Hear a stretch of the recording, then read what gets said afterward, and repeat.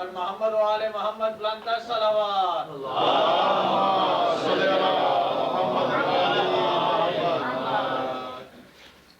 أعوذ بالله السميع العليم من الشيطان اللعين الرجيم بسم الله الرحمن الرحيم الحمد لله العلي عن شبه المخلوقين الغالب لمحال الواصفين الظاهر بعجائب تدبيره للناظرين الباطن بجلال عزته عن فكر المتوهمين العالم بلا اكتساب ولا ازدياد ولا علم مستفاد المقدر لجميع الأمور بلا ربية ولا ضمير الذي لا تغشاه الظلم ولا يستضيء بالأنوار لا يرهقه ليل ولا يجري عليه النهار ليس إدراكه بالأبصار ولا علمه بالأخبار والصلاة والسلام على نبيه الأمي أرسله بالضياء وقدمه في الاصطفاء فرتق به المفاتح وصاور به المغالب ذلل به الصعوبة وسهل به الهدون حتى صرها الضلال عن يمين والشمال نور الأول مخلوق الأفضل أبي القاسم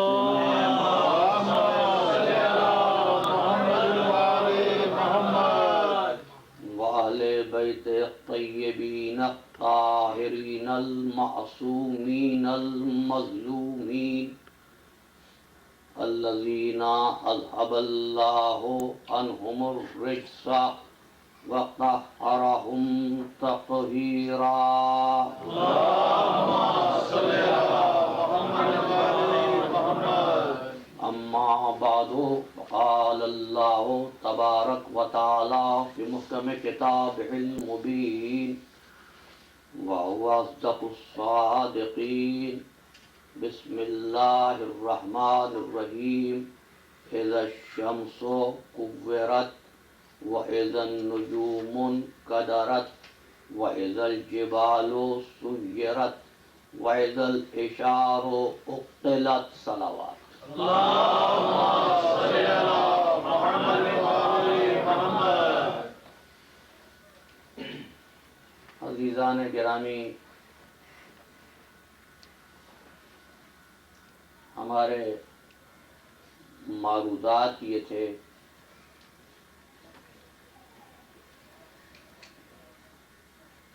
انسان اس زمین پر مدنی الطبع ہے، یعنی دوسری مخلوقات کے ساتھ میل جول قائم کر کے زندگی گزارتا ہے، آئسولیٹڈ لائف نہیں گزارتا، معاشرے کو تعمیر کرتا ہے اور ایک معاشرتی زندگی بسر کرنا چاہتا ہے۔ لیکن انسانوں کی ضرورتوں اور احتیاجات کو پروردگار عالم نے اس طرح خلق کیا ہے کہ ایک انسان اپنی احتیاج کے پورا کرنے میں دوسروں کا محتاج ہے۔ کاشتکار زمین پر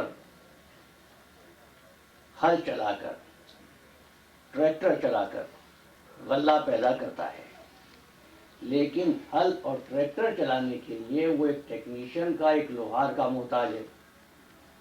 لوہار رہنے کے لیے کسی معمار کا محتاج ہے، اور معمار اور لوہار دونوں زندہ رہنے کے لیے کاشتکار کی پیدا کی ہوئی خوراک کے محتاج ہیں۔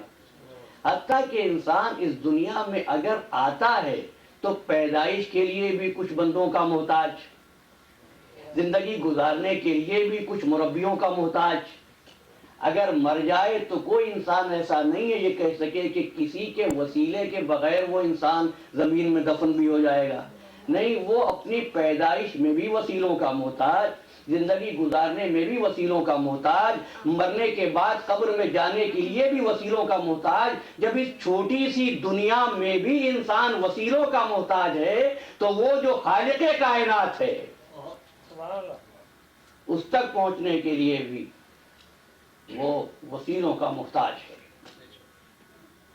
محض یہ کہہ دینا، جیسا کہ میں نے اپنی گزشتہ گفتگو کو یہاں پہ ختم کیا تھا، کہ تمام انسان آزاد پیدا کیے گئے ہیں اور تمام انسانوں کو عقل دی گئی ہے، یہ ہے وہ مقدمہ جو اس دنیا میں دنیا کے مدبرین نے انسانوں کے لیے ضابطۂ حیات بناتے ہوئے تحریر کیا، کہ انسان آزاد ہے اور انسان کو عقل دی گئی ہے۔ مجھے پوچھنا صرف یہ ہے کہ عقل حابیل کے پاس بھی تھی، عقل قابیل کے پاس بھی تھی، کیا وجہ ہوئی کہ عقل قابیل کی رہنمائی نہ کر سکی؟ قابیل قاتل بن گیا، حابیل مقتول ہو گیا۔ عقل ان کے پاس بھی تھی جو نوح کی کشتی کا مذاق اڑا رہے تھے، اور عقل ان کے پاس بھی تھی جو نوح کی آواز پر لبیک کہتے ہوئے کشتی میں سوار ہو رہے تھے۔ کیا بات تھی کہ عقل رہبری کرنے کے لیے نوح کے بیٹے کے لیے کافی نہ ہوئی، جبکہ باپ آواز دے رہا تھا کہ بیٹے ہمارے ساتھ سوار ہو جا۔ وہ نقطہ کیا ہے کہ جہاں پر اس نے غرق ہونا پسند کیا اور اس کی عقل اس کو عذاب سے نہ بچا سکی۔ بھئی عقل ابراہیم کے پیروکاروں کے پاس بھی، عقل نمرود کے پاس بھی، کیا وجہ ہوئی کہ نمرود کی عقل نے اس کی رہبری نہیں کی اور وہ سیدھے راستے پر نہیں آیا؟ عقل حزقیل کے پاس بھی، عقل فرعون کے پاس بھی، کیا وجہ ہوئی کہ عقل نے فرعون کی رہبری نہیں کی؟ اور پھر ایک بات کہتا ہوں کہ عقل تو سب کے پاس تھی، کچھ نے یہ سن کر کہ محمد رسول اللہ ایک افواہ اڑائی گئی کہ محمد رسول اللہ شہید ہو گئے ہیں، تو کچھ نے یہ سن کر محمد مارے گئے۔ ان کی عقل نے یہ کہا کہ جب محمد مارے گئے تو لڑنے کا کیا فائدہ، اور کسی کی عقل نے کہا اگر محمد مارے گئے تو جینے کا کیا فائدہ۔ عزیزان محترم، ایسا معلوم ہوتا ہے کہ نظام فطرت میں کفر کا مزاج ایک جیسا رہا ہے، کفر کا مزاج ایک جیسا رہا ہے، اور انسان جب اپنی عقل میں کچھ چیزیں پہلے ہی سے رکھتا ہے، جس کو مینٹل ریزرویشنز کہتے ہیں، ذہنی تعصبات کہتے ہیں، تو پھر عقل اس قابل نہیں رہتی کہ وہ حق اور باطل میں، خیر اور شر میں، اور سچ اور جھوٹ میں تمیز کر سکے۔ دیکھیے کیسی مماثلت ہے، اتنی اچھی بات ہے کہ باپ بیٹے کو آواز دے، بیٹے آ جا ہمارے ساتھ کشتی میں سوار ہو جا، تو بچ جائے گا۔ بیٹا کہتا ہے سآوی الی جبل یعصمنی الماء، میں پہاڑ پر چڑھ جاؤں گا۔ دیکھیے مینٹل ریزرویشنز کی بات کر رہا ہوں اور صرف اس ایک جملے کے لیے زحمت دے رہا ہوں۔ سآوی الی جبل یعصمنی الماء، یہ قرآن ہے، میں پہاڑ پر چڑھ جاؤں گا اور پہاڑ مجھ کو پانی سے بچا لے گا۔ نوح کے بیٹے نے کوئی اور آپشن نہیں دیا، کیا آپشن دیا؟ پہاڑ پہ چڑھ جاؤں گا۔ ساوی الی جبل یعصمنی الماء، آواز کیا آئی؟ لا عاصم اليوم من امر اللہ، آج کے دن تجھ کو کوئی پناہ دینے والا نہیں ہے۔ پہاڑ اس کو تو نہ بچا سکا نا، لیکن مزاج کفر یہ سمجھ میں آیا کہ جب بھی حق اور باطل کا معرکہ ہو اور انسان اپنی عقل کو دخل دے تو باطل ہمیشہ پہاڑوں کا سہارا لیتا ہے۔ اور عزیزان گرامی، مینٹل ریزرویشن میں نے اس لیے بات کہی کہ جس وقت یہ افواہ اڑی کہ رسول اللہ شہید ہو گئے ہیں تو شیطان نے آواز دی کہ پلٹ جاؤ اپنے سابق دینوں کی طرف۔ میں نے کہا نا بھائی، کچھ لوگوں نے کہا کہ جب مارے گئے تو لڑنے کا کیا فائدہ، کسی نے کہا جب مارے گئے تو جینے کا کیا فائدہ۔ تو اگر کسی کا سابقہ دین ہوتا تو پلٹتا، جس کا سابقہ دین نہیں تھا وہیں پر کھڑا ہے۔ اب دیکھیے کیا بات ہوتی ہے۔ حضور فرماتے ہیں کہ یا علی، تم دوسروں کے ساتھ کیوں نہ بھاگ گئے، دوسروں کے ساتھ کیوں نہ چلے گئے؟ تو مولا کائنات فرماتے ہیں یا رسول اللہ، کیا میں ایمان لانے کے بعد پھر کافر ہو جاتا؟ کہ بات اتنی واضح ہے کہ اگر پہچاننا ہو کفر کو تو اس بات پہ نہ پہچاننا کہ صحبت میں تھے یا نہیں تھے، اس بات پر پہچاننا کہ فرمان رسول کیا تھا اور کیا کیا جا رہا تھا۔ میری پہلی تقریر حضور نے فرمایا تھا کہ خواہ فتح ہو یا شکست، اس ذرے سے نہ ہٹنا۔ عبداللہ بن جبیر کو 50 تیر اندازوں کے ساتھ کھڑا کیا تھا، لیکن یہ احساس، یہ تاثر پانے کے بعد کہ فتح ہو گئی تو اس لیے درہ چھوڑ دیا کہیں ایسا نہ ہو کہ مال غنیمت ختم ہو جائے اور ہم رہ جائیں۔ یاد رکھیے گا، جہاں کہیں بھی نظام فطرت یہ ہے، جہاں کہیں بھی معاشرے میں لالچ اور ہوا و ہوس کا عنصر آ جاتا ہے، وہاں سے معاشرے کے امن کی صورتحال بگڑنے لگتی ہے۔ عزیزان محترم، اس لیے میں نے عرض کیا کہ عقل کی رہبری اس وقت تک حاصل نہیں ہوگی جب تک کہ انسان عقل کے دینے والے کو نہ پہچان لے۔ میں پھر اپنے موضوع پر آیا، جب تک کہ انسان عقل کے دینے والے کو نہ پہچانے۔ بھائی، جب ایک شہر کے رہنے والے بھائی بھائی ہو سکتے ہیں، جب ایک ملک کے رہنے والے بھائی بھائی ہو سکتے ہیں، جب ایک بر اعظم کے رہنے والے بھائی بھائی ہو سکتے ہیں، تو ایک خدا کے پیدا کیے ہوئے سب بھائی بھائی کیوں نہیں ہیں؟ یہی وجہ ہے کہ آدم سے خاتم تک ہر نبی نے ایک پیغام دیا ہے، نبوت سے پہلے ایک پیغام دیا ہے، رسالت کے اقرار سے پہلے وہ اعلان یہ ہے، قولوا لا الہ الا اللہ۔ دیکھو، ایک خدائے واحد کو مانو۔ ایک خدائے واحد کو منوانے کا مطلب یہ تھا کہ انبیاء کرام نظام فطرت کے لیے امن و سکون کا مرکزی نقطہ فراہم کر رہے تھے۔ سرکار دو عالم کا پہلا خطبہ یہی ہے، قولوا لا الہ الا اللہ، تم سے کچھ اور نہیں چاہتا ہوں۔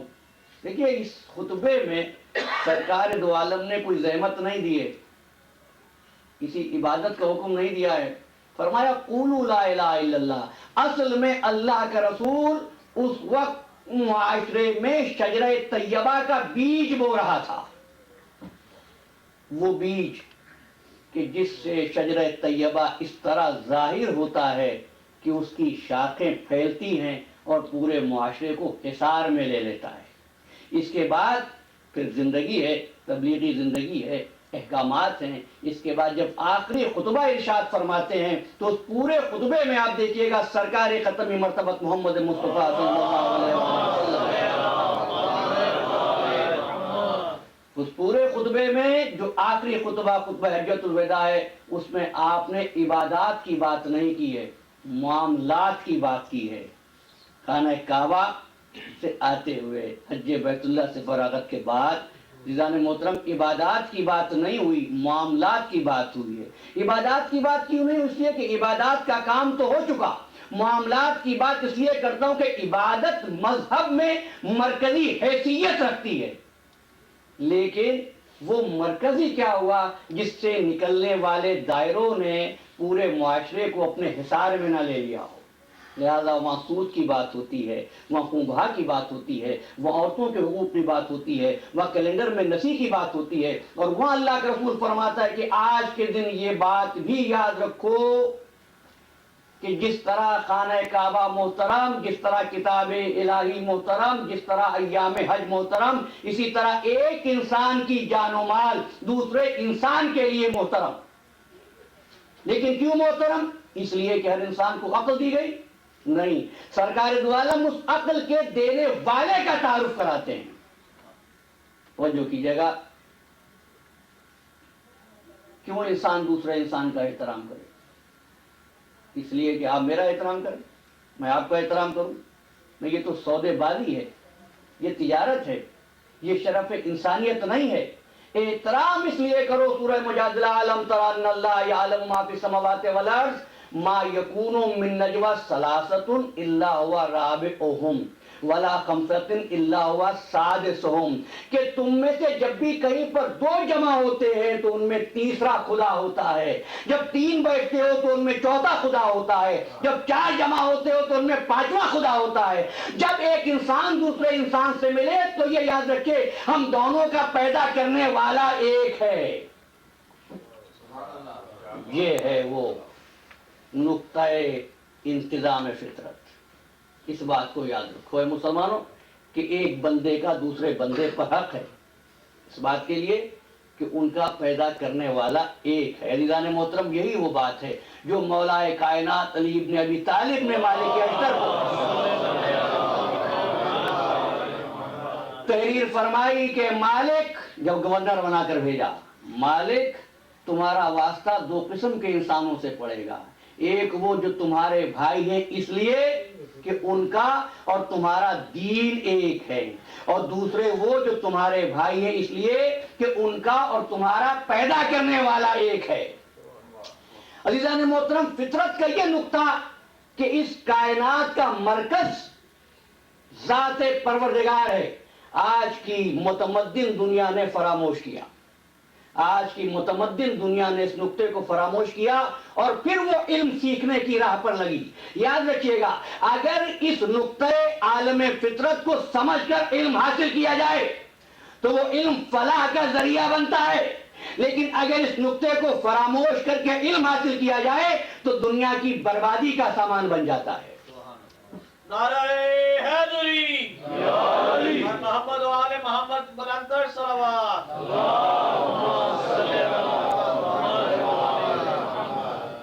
اس لیے عزیزو، انسان چاہتا ہے کہ وہ سیکھے، انسان چاہتا ہے کہ وہ علم حاصل کرے، انسان چاہتا ہے پڑھے، لیکن کیوں پڑھتے ہوئے علم حاصل کرتے ہوئے کس چیز کو یاد رکھے؟ قرآن مجید میں سابقہ اقوام کے واقعات ہیں، اس لیے کہ اللہ نے ہم کو ذہن دیا، اس لیے اللہ نے ہم کو صلاحیت دی؟ نہیں، پیغام نظام فطرت یہ ہے، اقرا بسم ربک الذی خلق۔ آپ کیا سمجھتے ہیں کہ حضور کو پڑھایا جا رہا تھا؟ نہیں، حضور تو پروردگار عالم کا پیغام پہنچا رہے تھے۔ اب پیغام یہ دیا جا رہا ہے، اقرا بسم ربک الذی خلق، پڑھو، علم حاصل کرو اس پروردگار کے نام سے جس نے تم کو خلق کیا ہے، تاکہ پروردگار تم کو یاد رہے۔ یہی وجہ ہے کہ پروردگار نے کلمہ توحید کو لا اور الا میں محصور کر دیا تھا۔ عزیزان محترم، یہ ترکیب نفی جو ہے نا کلمہ طیبہ کی، یہ اسی لیے ہے کہ انسان اس نقطے کو کسی بھی قیمت پر فراموش نہ کرنے پائے، بھولنے نہ پائے۔ کیا ہے کلمہ اصل؟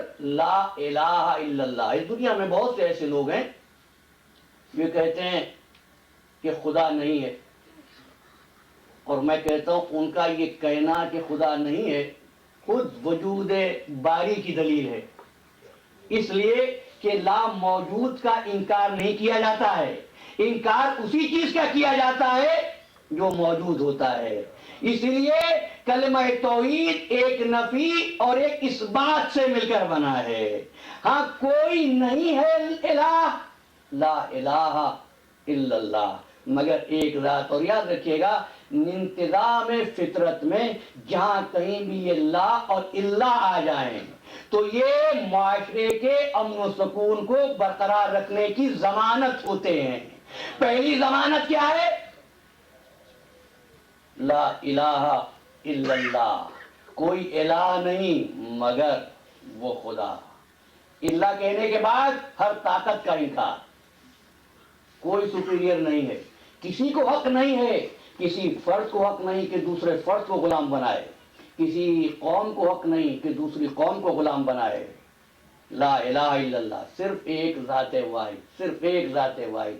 لا اور اللہ کے ساتھ اب جہاں جہاں آپ کو قرآن مجید میں لا اور اللہ ایک جملے میں مل جائیں, سمجھ لیجیے گا کہ وہ معاشرے میں امن و آشتی کی ضمانت بن سکتے ہیں.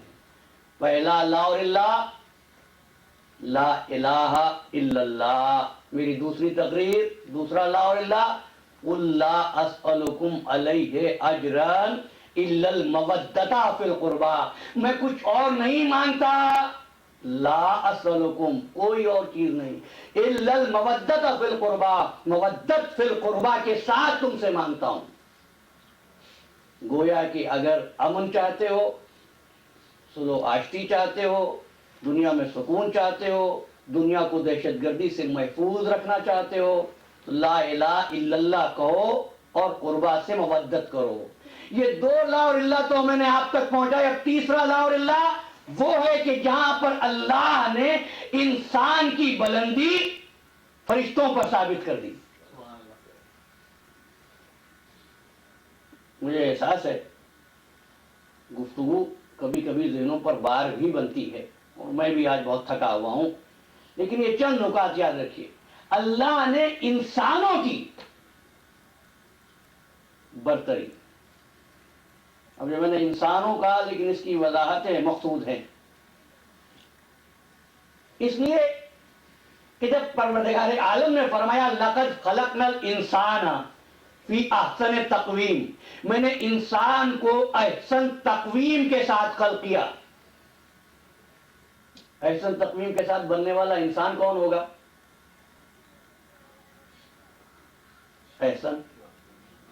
عزیزان محترم, اگر اس کائنات میں کوئی انسان احسن نہ ہو تو پھر قرآن مجید کا دعویٰ غلط ہو جائے گا. کسی احسن کو تو ڈھونڈنا ہے. لیکن فرشتے کیا تھے؟ پہلے انسان کی خلقت کے وقت اعتراض کر رہے تھے. کیا اعتراض تھا؟ قالوا اتجعل فیها من یفسد فیها ویسفک الدماء ونحن نسبح بحمدہ ونقدس لک. پروردگار کیا تو ایسے کو خلیفہ بنائے گا جو فساد برپا کرے اور ناحق خون ریزی کرے؟ ریزان گرامی, تو فرشتے کو کیا بات پسند نہیں ہے؟ خون ریزی. کیا چیز پسند ہے؟ تسبیح و تقدیس. جس وقت احد کے میدان میں, میری تقریر کے ابتدائی جملے سرسری طور پر نہیں تھے, میری آج کی گفتگو سے مسلسل ہیں. غزوہ احد میں جب علی ابن ابی طالب کی تلوار ٹوٹی تو فرشتے کیا کر رہے تھے؟ بے امر یعملون. وہ تو ہر وقت اللہ کی تسبیح و تقدیس کرتے رہتے ہیں نا. اگر رکوع میں ہے تو رکوع میں ہے, سجدے میں ہے تو سجدے میں ہے, قیام میں ہے تو قیام میں ہے, قعود میں ہے تو قعود میں ہے. ان کو تسبیح و تقدیس پسند ہے, خون ریزی پسند نہیں ہے. لیکن جب تلوار ٹوٹی, جبریل نے کہا پروردگار کیا میں تلوار لے کر جاؤں؟ تو عزیزو, ملک نے اس تلوار کے لیے کیا چھوڑا؟ ملک نے تسبیح و تقدیس چھوڑی اور کیا چیز اٹھائی؟ تلوار اٹھائی. تو فرشتے کو پہلے دن کہا گیا تھا انی اعلم ما لا تعلمون, جو میں جانتا ہوں وہ تم نہیں جانتے. نعرہ حیدری پر محمد و آل محمد بلندتر صلوات.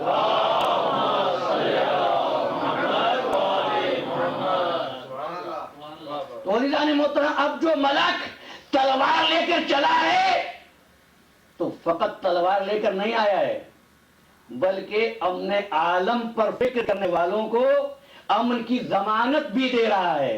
پیغام وہی لایا ہے, الفاظ وہی ہیں, ترکیب نحوی وہی ہے جو لا الہ الا اللہ میں ہے, جو لا اسألکم علیہ اجرا الا المودہ میں ہے. یہ کہتا ہوا لا فتح الا علی, لا سیف الا ذوالفقار. نعرہ حیدری. خوشنودی ہے مولا کائنات بلندتر صلوات.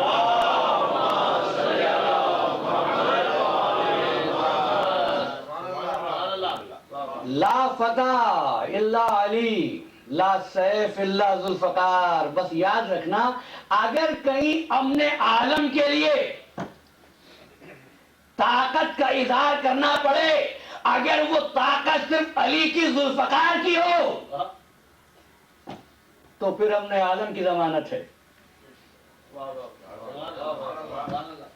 یہ بھی میرے امام کا ارشاد ہے. آج کی گفتگو میں کم از کم میں وہاں تک نہیں پہنچنا چاہتا، لیکن مولا نے فرمایا اس دنیا میں اگر کوئی چیز امن لا کر رہے گی تو وہ ذوالفقار ہے. لا فتح الا علی لا سیف الا ذوالفقار. دیکھیے رجل نہیں کہا، شباب نہیں کہا، لا فتح الا علی. علی کو کہا کوئی جوان نہیں سوائے علی کے. اب مجھے کہنے کی ضرورت تو نہیں ہے کہ باقی اور لوگ کیا تھے، کیا میں ان کی تعریف کروں؟ لیکن مجھے کچھ اس لیے نہیں کہنا ہوتا عزیزان محترم، میرے نوجوان دوست بعض اوقات توقع رکھتے ہیں، ایکسپیکٹ کرتے ہیں، لیکن میں اس لیے کچھ نہیں کہتا کہ دن کے مقابلے پر رات آتی ہے، سایہ نہیں آتا. لا فتح الا علی. بھئی رجل کیوں نہیں، مجاہد کیوں نہیں، شباب کیوں نہیں؟ تو ہم کو قرآن ہی نے یہ بتایا. فطرت کا مرکزی نقطہ لا الہ الا اللہ ہے. لا الہ کوئی خدا نہیں سوائے ذات واحد کے، سوائے ذات پروردگار کے. اس سے پہلے اوراق قرآن پر تلاش کیجئے. جب ایک نوجوان پیدا ہوا اور اس نے بتوں کو برا بھلا کہنا شروع کیا، اور ایک روز جب شہر کے لوگ گئے ہوئے تھے اور آ کر اس نے بتوں کو توڑ دیا.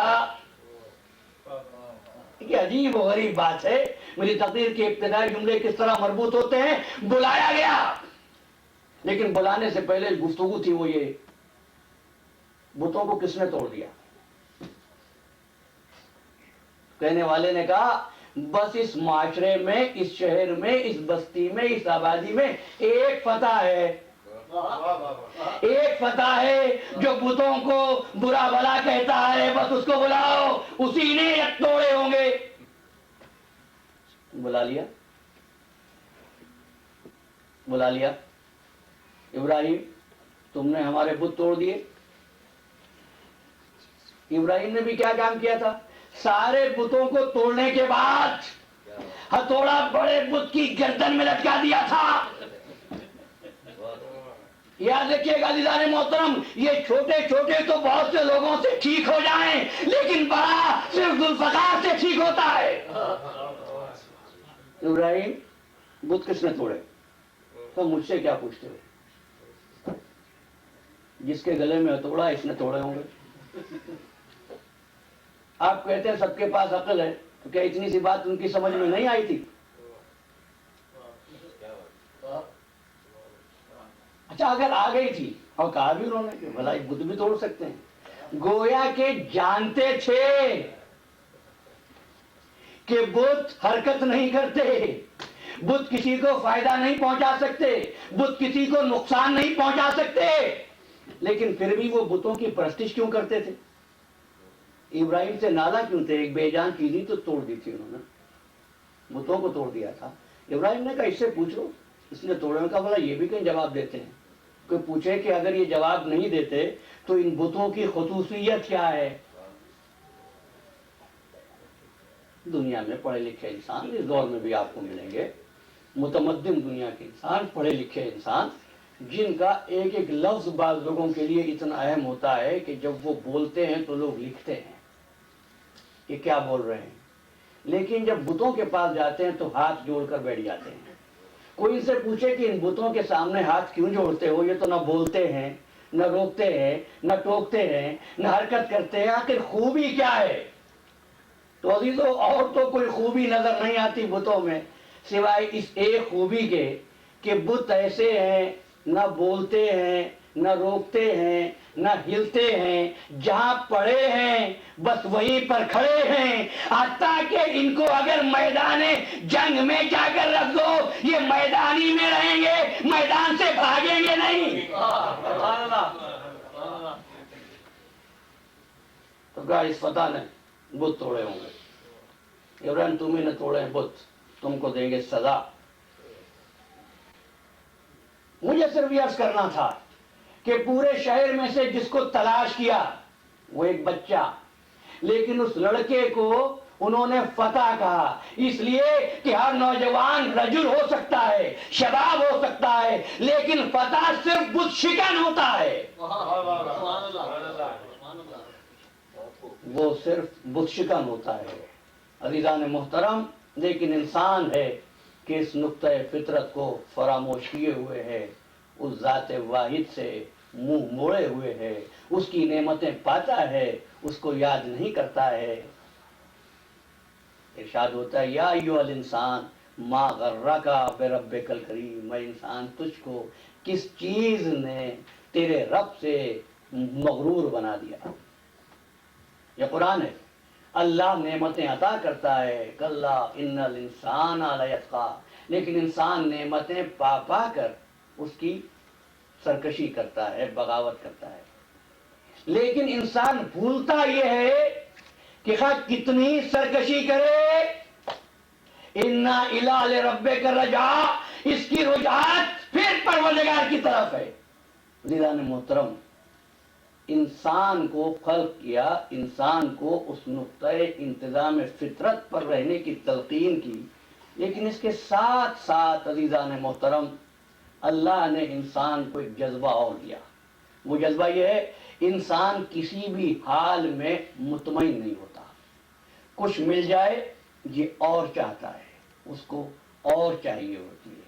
اگر جاہ کی خواہش ہو قبیلے کا سردار بن جائے، اس پر نہیں ٹھہرتا ہے، پورے شہر کا سربراہ بننا چاہتا ہے، پوری مملکت کا سربراہ بننا چاہتا ہے۔ ملک اس کے پاس آ جائے تو اپنے ملک کی رعایا پر اکتفا نہیں کرتا ہے، نہیں کہتا ہے کہ میں اپنے عوام کی فلاح و بہبود کے ساتھ ساتھ پڑوسی ممالک کی فلاح و بہبود کا خیال بھی رکھتا ہوں، لہذا وہ حملوں کی تیاری کرتا ہے، وہ تجاوز کرتا ہے اپنے حدود سے، کبھی ریسرچ کے نام پر، کبھی تجارت کے نام پر، کبھی ثقافت کے نام پر۔ پروردگار اگر تو چاہتا ہے کہ ہم لا الہ الا اللہ پہ ٹھہر جائیں تو تو ہم کو یہ اور کا جذبہ نہ دیتا۔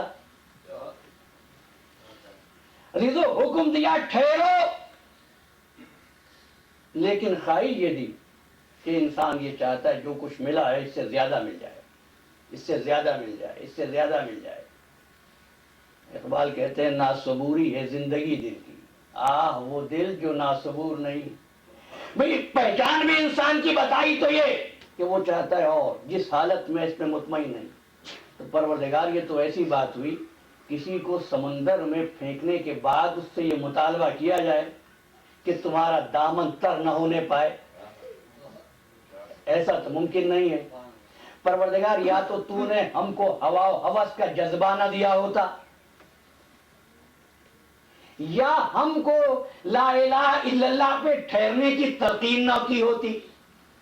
آج ایک جملہ کہتا ہوں، وضاحت پھر کروں گا۔ پروردگار عالم نے انسان میں کسی خواہش کو بیہودہ پیدا نہیں کیا، بلا مقصد پیدا نہیں کیا، بلکہ پروردگار جو بھی کرتا ہے، جس کو بھی خلق کرتا ہے، مقصد کے ساتھ خلق کرتا ہے۔ پھر یہ اور کا جذبہ کیوں دیا؟ تو اب یہ اور کا جذبہ اپلائی کہاں پر ہو؟ آواز قدرت آئی، لئن شکرتم، تم چاہتے ہو کہ اور ملے، سنو، لئن شکرتم لأزیدنکم، اگر تم میرا شکر ادا کرو گے تو میں تم کو اور عطا کروں گا۔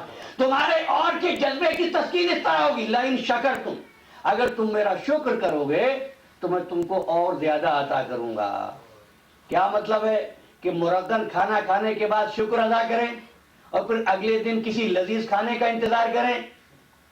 نہیں، مطلب یہ کہ آنکھوں سے دیکھ کے شکر ادا کرو، لیکن یاد رکھو آنکھوں سے وہ مناظر دیکھو جس کے دیکھنے کی ہم نے اجازت دی ہے۔ آنکھوں کو معصیت پہ صرف نہ کرو. ہم نے پیر دیے چلنے کے لیے, چل کر اس مقام پر جاؤ جہاں پر چلنا ہم نے نیکی قرار دیا. ہم نے کان دیے سننے کے لیے, بس وہ سنو جس کے سننے سے تمہاری سماعت کو خوراک ملے. تمہیں روح عطا فرمائی اس لیے کہ اس روح کے ذریعے ہم عرفان الہی حاصل کرو, اس لیے نہیں کہ تم روح کے لیے کسی انٹرٹینمنٹ کی تلاش میں رہو. وہ شکر نہیں ہے. لئن شکرتم لازیدنکم, اگر تم شکر کرو گے تو تمہاری نعمتوں کو زیادہ کر دوں گا اور زیادہ عطا کروں گا. عزیزان محترم, پوچھنا یہ ہے جن پر نعمت ہی تمام کر دی ہو, لئن شکرتم لازیدنکم, ہم زیادہ کر دیں گے. جن پر نعمت ہی تمام ہو گئی ہو ان کو اور کیا زیادہ عطا کیا جائے. عزیزان محترم, عزیزان گرامی, بس ایک بات آپ کے ذہن میں رہ جائے, آدم سے خاتم تک ادوار کے 2 حصے کیجئے. یہاں سے ہماری گزشتہ گفتگو شروع ہوگی. آدم سے خاتم تک کے ادوار کے 2 حصے کیجئے. ایک وہ عہد جو آدم سے سرکار دو عالم تک, اور دوسرا یہ جو سرکار دو عالم سے لے کر آج تک. 2 حصے. جتنی تبدیلیاں نوح سے خاتم تک کے عہد میں نہیں ہوئی, اس سے زیادہ تبدیلیاں ختمی مرتبہ کے عہد سے آج تک ہوئی. لیکن کیا وجہ کہ اس عہد میں ایک نبی کے بعد دوسرا نبی, لیکن جہاں سرکار دو عالم کا وجود وجود ہے وہاں اس کے بعد کوئی اور نبی نہیں. یاد رکھیے گا, بچے کی زندگی کے 2 عہد ہوتے ہیں, نہیں, انسان کی زندگی کے 2 عہد ہوتے ہیں. ایک عالم طفولیت, ایک عالم بلوغت. طفولیت میں کتابیں پھاڑتا ہے, صفحے ضائع کرتا ہے, نئی کتاب دلانی پڑتی ہے. ایک عمر ایسی آتی ہے کتاب پڑھے نہ پڑھے اور آنکھ نہیں پڑھتا ہے. دیکھ لیجئے گا, توریت آج کہاں ہے, زبور آج کہاں ہے, انجیل آج کہاں ہے, لیکن قرآن جیسا تھا ویسا ہی ہے. لیکن میرا سوال اور ہے, سوال یہ ہے کہ جب نعمتیں تمام ہو گئی, اب اگر کوئی شکر ادا کرے تو اور زیادہ کیا ملے گا؟ وہ یہ بھی تو قرآن ہے نا, الیوم اکملت لکم دینکم واتممت علیکم نعمتی. پروردگار ہم تیرا شکر ادا کریں, لیکن تو نے تو ہم پر نعمتیں پہلے ہی تمام کر دی ہیں, اب اس کے بعد کون سی نعمت ہے؟ آواز قدرت آئے گی, نعمت یہ ہے جو ہدایت تم کو ملی ہے, اس ہدایت کو قیامت تک مسلسل کر دوں گا. بس فرق یاد رکھیں, میری موبائلے کی تقریر کہ کھانا اور امتوں کے لیے آیا اور قرآن مجید نے اس کو نعمت کہا, لیکن وہ کھانا وقتی تھا, موقت تھا, ختم ہو گیا. لیکن جو نعمت ملت اسلامیہ کو ملی وہ قیامت تک جاری. یہاں تک تو ملت کی بات ہے نا, لیکن یہ آیت کس پر نازل ہوئی؟ سرکار ختمی مرتبت پر. تو سرکار نے بھی حکم کی تعمیل کی ہوگی یا نہیں؟ وہ اس سے زیادہ کون پروردگار کا شکر ادا کرنے والا, اس سے زیادہ کون عبادت و معرفت الہی میں صرف کر دینے والا عمر کو, اس کی طرح کا کون کہ پیٹ پہ پتھر باندھ کے اللہ کو یاد کرنے والا, اس کی طرح کون راتوں کو جاگ کر عبادت الہی کرنے والا. تو اس نے اس حکم کی تعمیل کی تو اللہ اس پر نعمت کو کیسے زیادہ کرے گا؟ عزیزان گرامی, اللہ نے اس حبیب کو نعمت کے شکریہ کے طور پہ, کون سی نعمت جو حضور کے پاس تھی عزیزان محترم؟ وہ نعمت جس کا نام عصمت ہے. عصمت ایسی کہ دشمنوں نے کہا تو صادق, دشمنوں نے کہا تو امین. جب ایسی عصمت پر پروردگار کا شکریہ ادا کیا سرکار دو عالم نے تو آواز قدرت آئی، چونکہ تم نے ہماری عصمت دی ہوئی عصمت کا شکریہ ادا کیا ہے، لہذا ہم تم پر نعمت کو زیادہ کرتے ہیں اور تمہاری اس عصمت کو مسلسل کرتے ہوئے ایک معصومہ تم کو عطا کرتے ہیں۔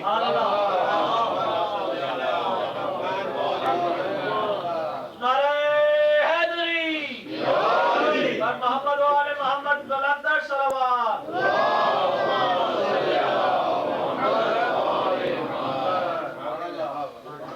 ہم تم کو شکریہ کے میں انعام کو زیادہ کرتے ہوئے تم کو عصمت دیتے ہیں، عصمت کو مسلسل کرتے ہیں، تم کو معصومہ دیتے ہیں۔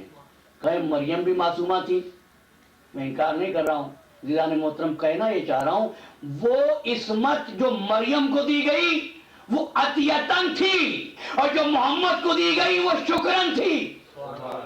یہی وجہ ہے کہ مریم کی عصمت بس اتنی تھی کہ ایک پشت پہ جا کے رک گئی، لیکن سیدہ کی عصمت ایسی تھی کہ قیامت تک جاری ہے، صبح قیامت سے مل جائے۔ اب چونکہ نعمت ملی، اگر رسول اس کا شکریہ ادا کرے تو نعمت اور زیادہ ہوگی نا۔ حضور نے کیسے شکریہ ادا کیا کہ اگر دربار میں بیٹھے ہوتے تھے، بزم میں بیٹھے ہوتے تھے، اور یہ بیوی جو شکریہ کا انعام تھی جب آ جاتی تھی تو رسول اپنی جگہ سے کھڑا ہو جاتا تھا، اپنی مسند پر بٹھا لیتا تھا۔ اپنی مسند پر بٹھانے کا مطلب یہ جتنی دیر سیدہ خدمت رسول میں ہیں اتنی دیر رسول کی مسند پر سیدہ ہیں۔ پروردگار نے آواز دی، ہم نے تم کو عصمت کا انعام دیا، تم نے ہمارا شکر ادا کیا، تو اب اس نعمت کو اور زیادہ کرتے ہیں، تم کو نعمت حسن کے طور پر عطا کرتے ہیں۔ حضور نے اس نعمت کا بھی شکریہ ادا کیا اور حسن کو اپنے دوش پر بٹھا لیا۔ پروردگار نے آواز دی، تم نے اس نعمت کا بھی شکریہ ادا کیا، اب ہم تم پر انعام کو اور زیادہ کرتے ہیں، ایک شہزادہ اور عطا فرما دیا، حسین ابن علی۔ اب یہاں پر شکریہ کا انداز ہی کچھ اور تھا۔ میں بہت خستہ ہو چکا، وقت بہت کم، یہاں شکریہ کا انداز ہی کچھ اور تھا۔ حسن کو تو دوش پر بٹھایا تھا نا، لیکن حسین کے ساتھ کیا شان تھی؟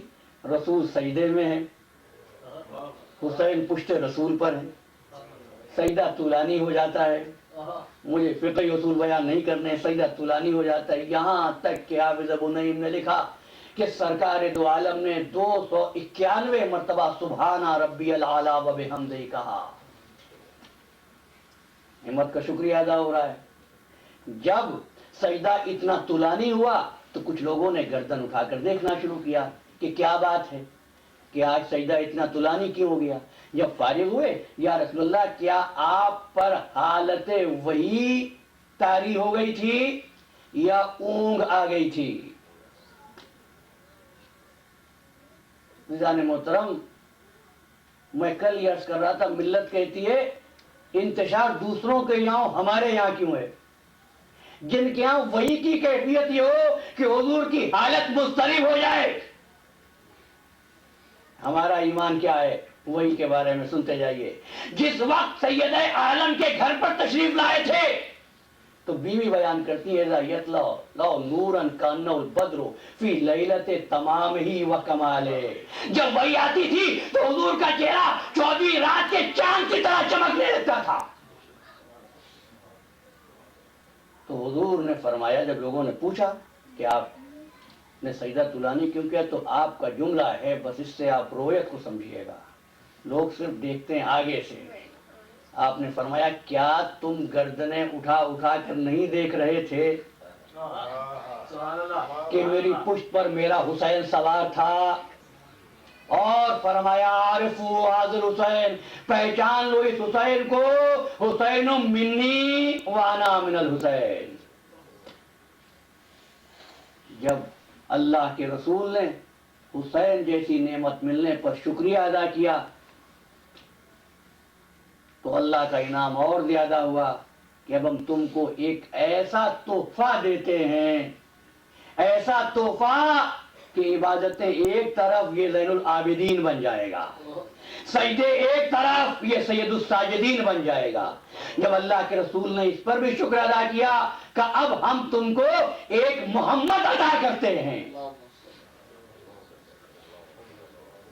میری تقریر یہاں تک پہنچی، ایک جملہ کہتا ہوں، اللہ نے محمد کو اپنے لیے بنایا اور محمد باقر کو محمد مصطفیٰ کے لیے بنایا۔ یہی وجہ ہے کہ اللہ کے رسول نے اس نعمت کا شکریہ جابر بن عبداللہ انصاری کو وصیت کی، جب میرے اس پوتے سے ملاقات ہو تو میرا سلام پہنچا دینا۔ جب اس نعمت کا بھی شکریہ تو کہ تم نے صدق دل سے شکریہ ادا کیا، اب ہم تم کو ایک صادق عطا کرتے ہیں، صادق آل محمد جعفر صادق علیہ السلام۔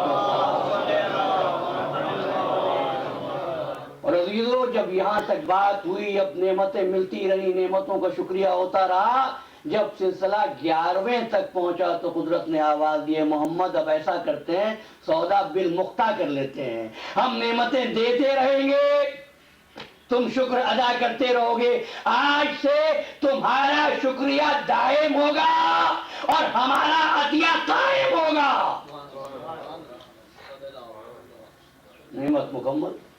نعمت مکمل ہو گئی عزیزان محترم۔ وہ قائم عطیہ یہ ہے، عزیزان گرامی واپس آیا، وہ قائم بات یہ ہے کہ جو کوئی اللہ کے شکر میں کمی کرے، اس طرح کہ اللہ کی دی ہوئی نعمت کا استہزاء اڑانے لگے، تو شکر کا طریقہ یہ ہے کہ پروردگار میرے سامنے تیرے شاعر کا مذاق ہو، یہ مجھ سے نہیں ہو سکتا۔ آپ سمجھے اور پہچانے یہ موقع کون سا ہے؟ یہ وہ موقع ہے جس وقت حسین ابن علی قائم ہو رہے ہیں۔ جابر بن عبداللہ انصاری جب امام حسین علیہ السلام سے ملنے کے لیے آئے ہیں، یہ بات بطور خاص کہتا ہوں، یاد رہے کہ بعض اوقات احباب میں بھی کچھ کنفیوژن کا ملنا پایا جاتا ہے، اس لیے بات کہتا ہوں۔ آئے لکھا ہے سید جعفر شستری نے ایک مرتبہ جابر نے کہا، آقا آپ عراق تشریف نہ لے جائیں،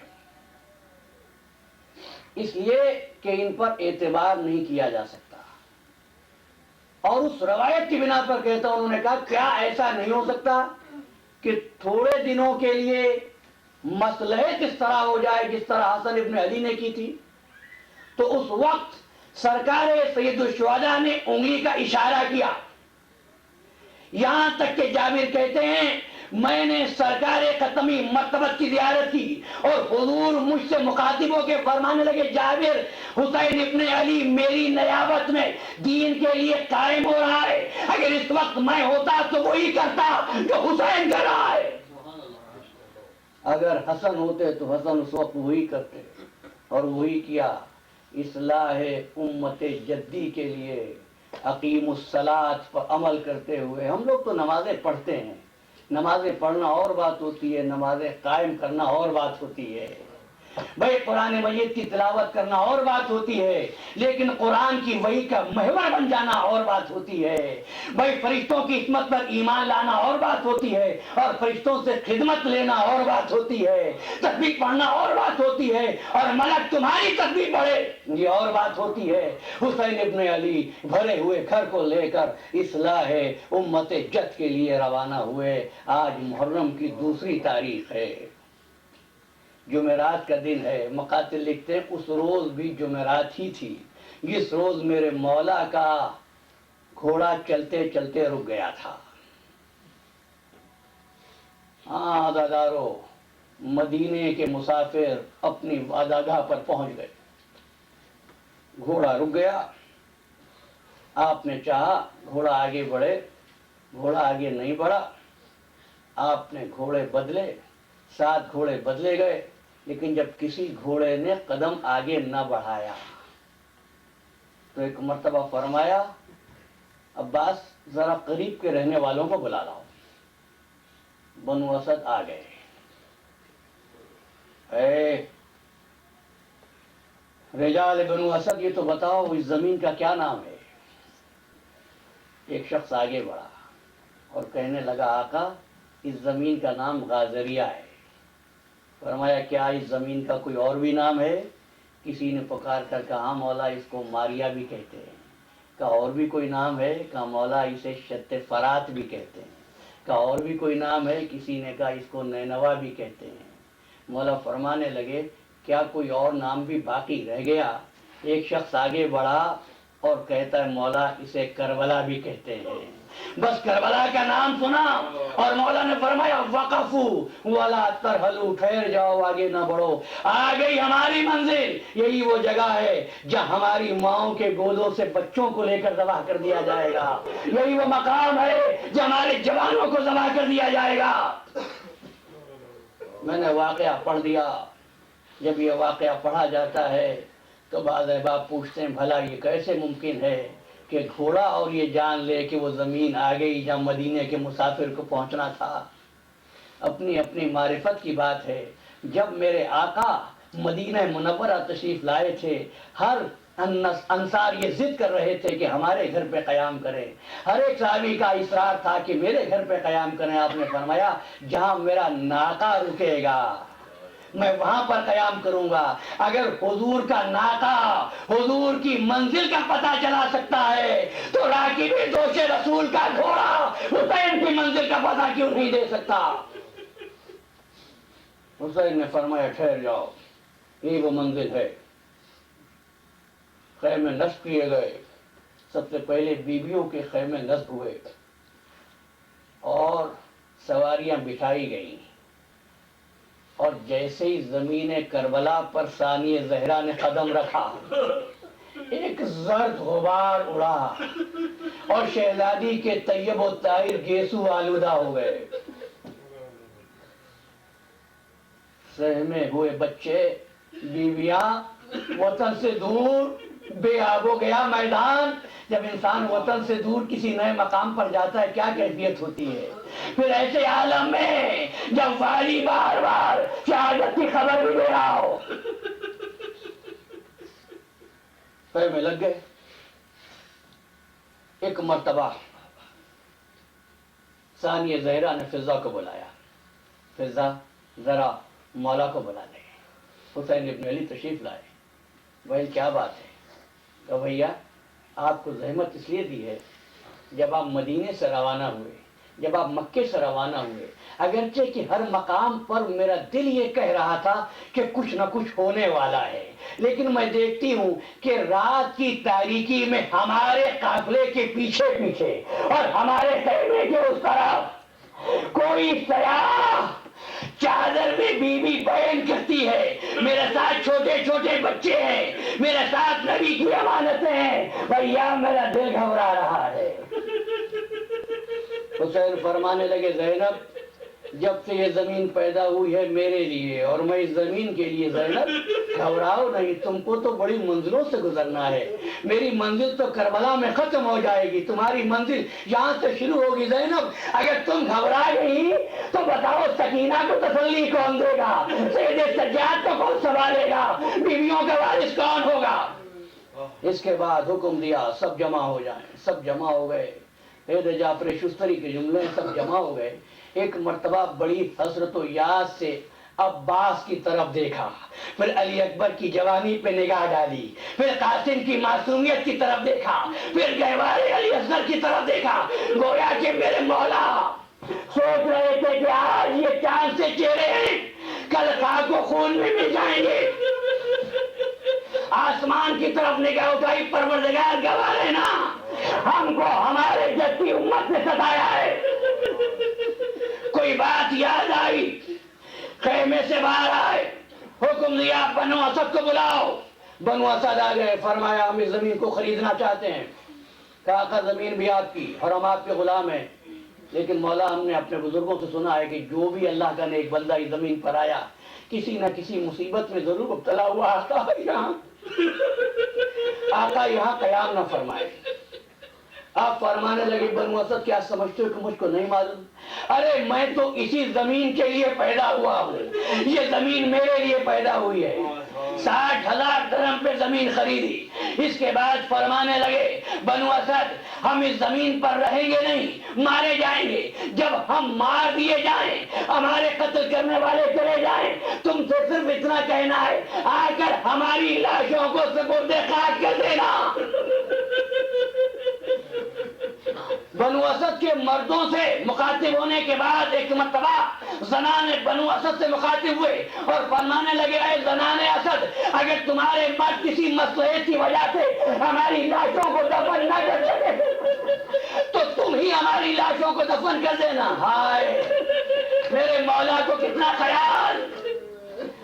کچھ سوچا، پھر اس کے بعد بچوں کو بلایا